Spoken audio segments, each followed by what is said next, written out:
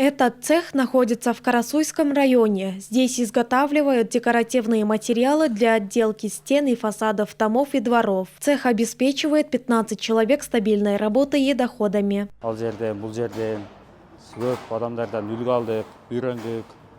Мы учились, перенимая опыт у других. Мне нравится моя работа, выполняю ее с интересом. Работаем с 9 утра до 6-7 вечера. Здесь хорошее питание, а если задерживаемся, нас обеспечивают ужином.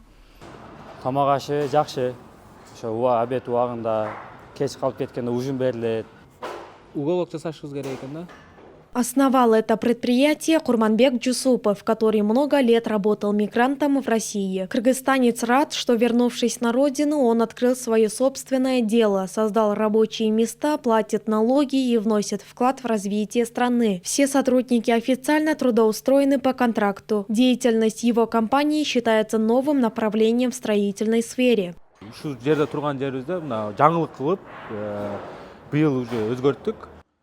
Мы обновили это место, внесли изменения, привезли новые модели продукции и увеличили количество рабочих мест. Также модернизировали оборудование.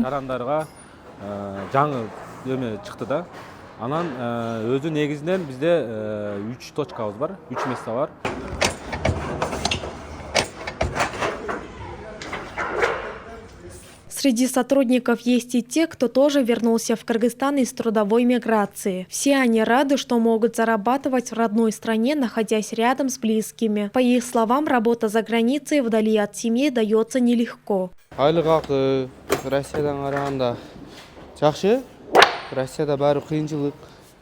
Зарплата здесь достойная. Лучше работать рядом с родителями и близкими, чем испытывать трудности за границей. Работать на родине – это прекрасно. Работа не тяжелая, мне все нравится.